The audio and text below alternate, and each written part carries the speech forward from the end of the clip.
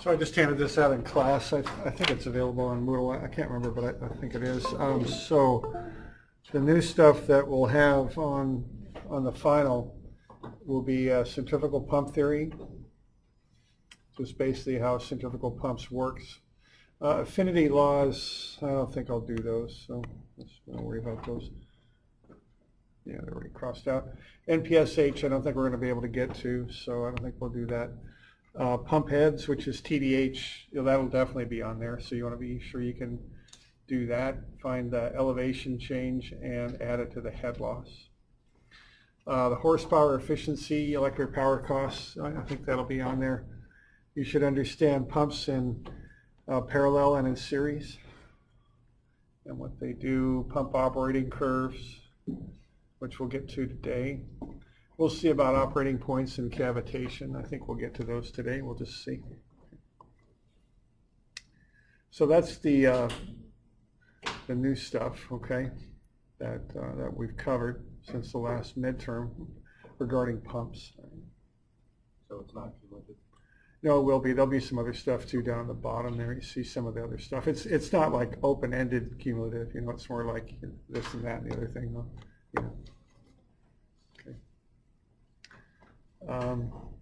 Okay, so you ought to be able to find TDH, the NPSH.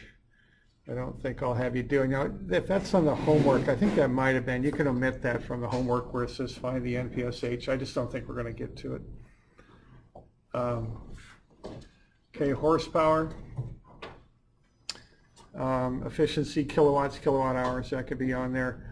Operating pump of a system, we'll have to figure that out. Okay, don't know if we'll get there. I'm sure we'll cover pump curves, so okay. So that's the kind of calculations that are new. And then we'll have the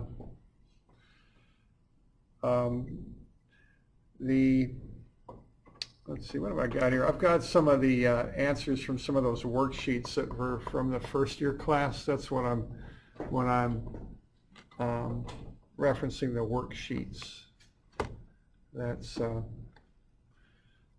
on there. That's what I mean by that. Those are those worksheets that are included in your book that you might have done the first year. I could post this thing up in Moodle if you want, so you don't have to be copying all this down if you're scribbling through it. I can probably put this thing up there if you like.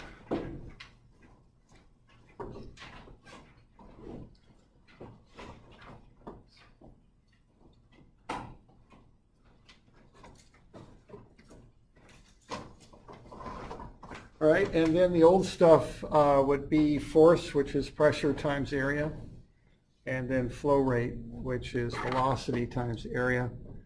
Open channel flow, I don't think we'll do. We won't get to that, right? Right. So that's kind of the list of stuff that we'll be covering on the final.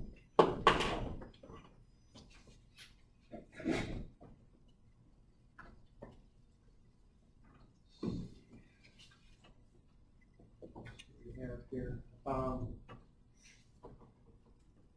When is the final? That might be something that comes up.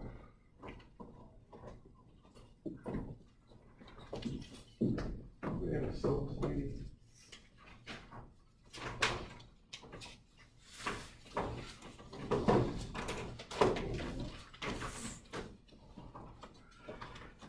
Monday, December 3rd. Okay, so this is Monday? Okay. From 1 to 2:50. From 1 to 3? Okay, so Monday from 1 to 3 is the final. That'll be in here. Okay, so Monday from 1 to 3.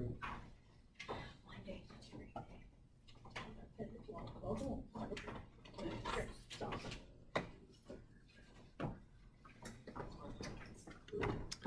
So we're looking at Monday from 1 to 3. Okay. And that'll be in here.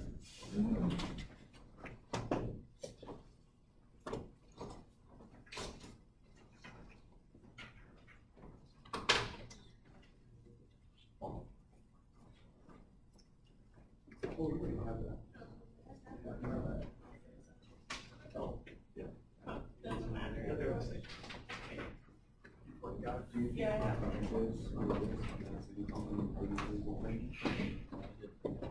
All right. So we good with that? Okay. Now on Friday we'll review a bit. We'll go over some of the homework that I've been assigning here. You can turn that homework in on Monday. Okay, the chapter 14 stuff. Okay. So let's kind of keep going with that.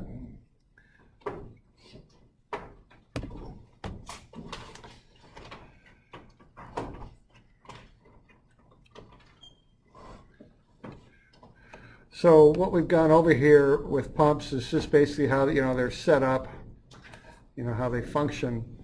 And then we've done some calculations with them. The TDH, as it's called, what that is just a summation of how high you're lifting the water plus the head losses involved in lifting the water. You just add the two together.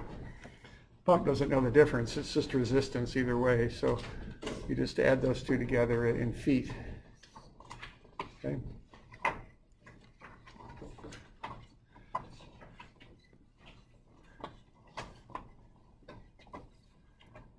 All right, then we looked a little bit at the energy in a pump and the power. Okay, so power is just flow times head over a constant, which is 3,960. That's what power is. And then we looked at that, and then we looked at applying efficiency to the system there.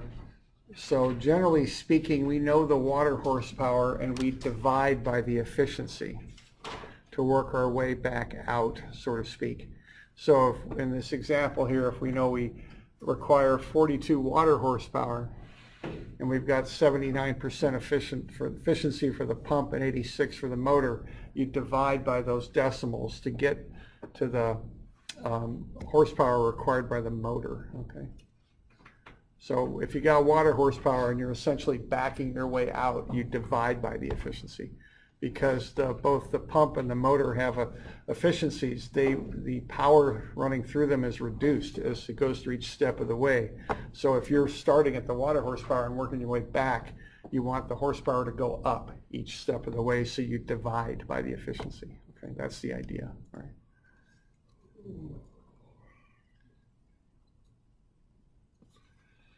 All right, and then also you can convert horsepower into kilowatts. 0.746 is kilowatts. And so you can get the motor horsepower coming into the motor, convert it into kilowatts, then multiply it by the time that you're running the pump, and then multiply that by the cost per kilowatt hour, and you can come up with a cost to run the pump. All right. So that's some of the stuff we went through.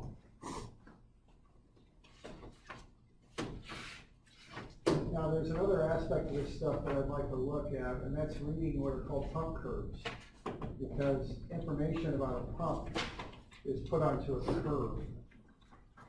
And these are read. Anytime you have a pump, you get a curve with it, and you can read this to determine how your pump will run in a given condition. Now pumps, it depends on the type of pump and what sort of equipment it has on it, but what I'm talking about here is a simple pump, okay? So pumps do not have a gas pedal, so to speak. You just plug them in, you turn them on, and they do what they do. They don't have governors, they don't have an accelerator pedal or anything like that. They just run, okay? Now, there are exceptions to that with variable frequency drive, variable speed drive, and stuff like that, but unless you're getting into some of that fancier equipment, a pump will just run and do what it's built to do. Okay, and the general line on these curves that tells you what a pump is built to do is this main line right here, TDH. Because what you do with the power that's going through a pump is you split it into two things. Head, which is pressure, the ability to push the water up and overcome head loss, and flow. Okay, those two things are related. So I think of taking the power and splitting it between those two things. So if I've got a high flow, I generate a lower amount of head. If I've got a lower flow, I can generate more head. That's the idea. You can't, you split between those two. All right. So what you get when you get a pump is you get a pump curve. and this describes what that pump does.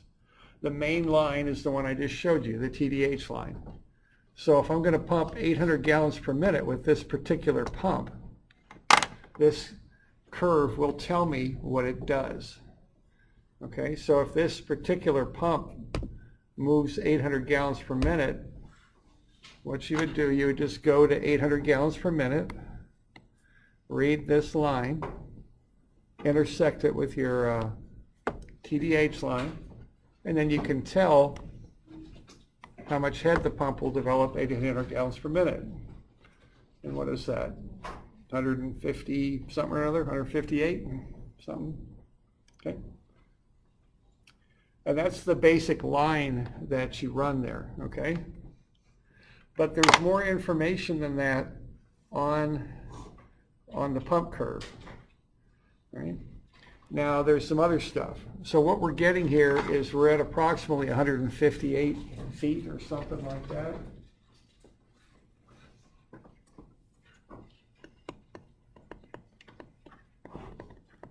Now this thing will tell you some other things too. What it's going to tell us is we're somewhere between 60 and 70% efficient. I would estimate that to be 63 or so, and again, that's just my estimation. That's not a magic number or anything, but I would call that about 63% efficient. What I'm seeing there is I'm greater than 60 and less than 70 on those efficiency lines that run through the curve. Okay? Now that's the efficiency of the pump. We're not talking the motor here, just the pump. And then the other thing I'm seeing here is the brake horsepower is somewhere in the order of 40. So this pump is going to require 40 horsepower, or is it? Yeah, about 40 to do that, okay?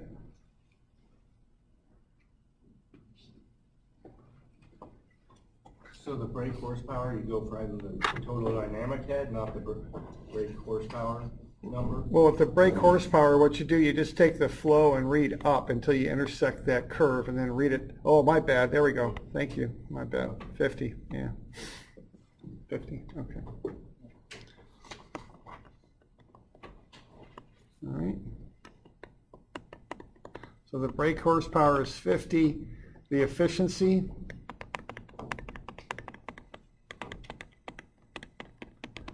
is, I think we said about 53%. And the TDH is 158 feet. Okay. And that's how this pump curve is set up. They're all set up a little different. They might be drawn up a little different and read a little different, but this is the basic information that you can get off of them. Now, how about, why don't you calculate the water horsepower for this pump? What's the horsepower that this thing puts to the water?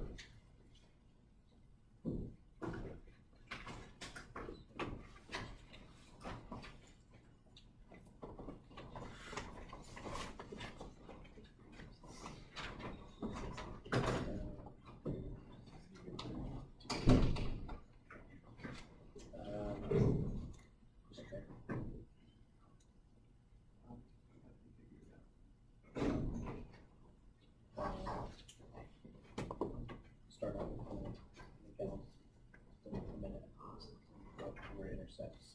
So like 1600, 130. So you get a total of the motor. Yeah. Still have that.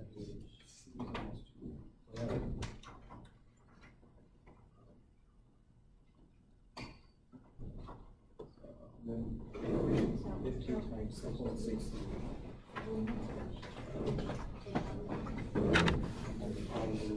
Brake horsepower by the efficiency.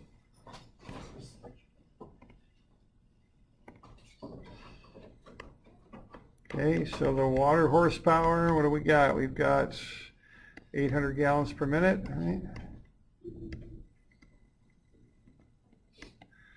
We've got, what do we say, 158 feet of TDH. You divide by 3960, right? See what that comes out to be. So 800 times 158 divide by 3960, about 31.9. Water horsepower, okay.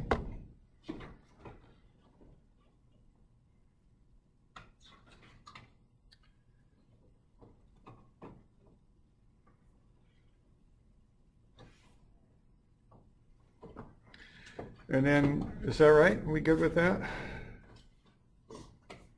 So 800 times 158, divide by 3960. All right, and then if we take the 31.9 and we divide it by the efficiency, which we've got at about 53%,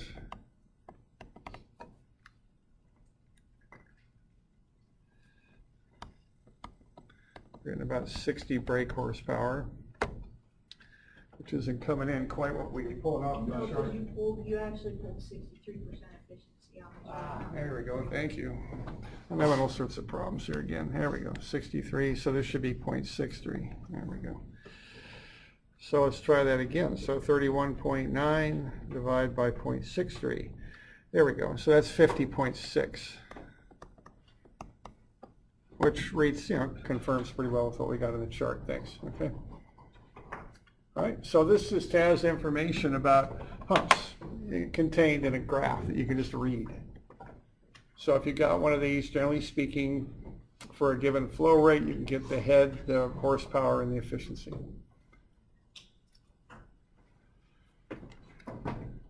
With this now, keeping in mind that a pump just runs, that it just does what it's designed to do and runs on that curve, is this if you have this situation, is this a good place for this pump to run?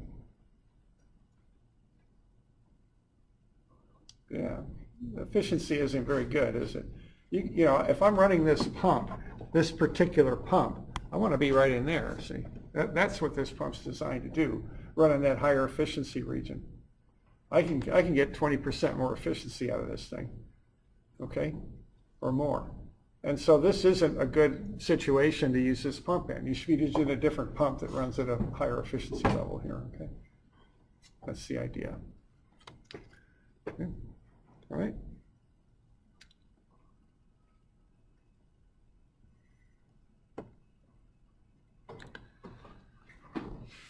Okay, let's have a look for that static head example that we did.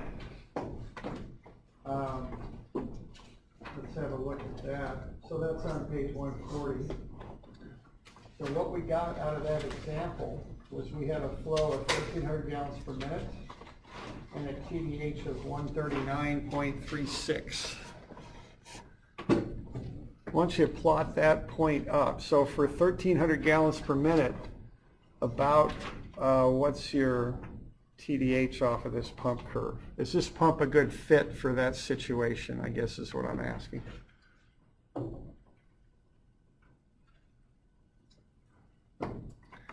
So find 1,300, read up.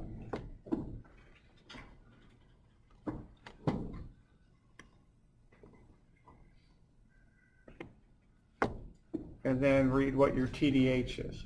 I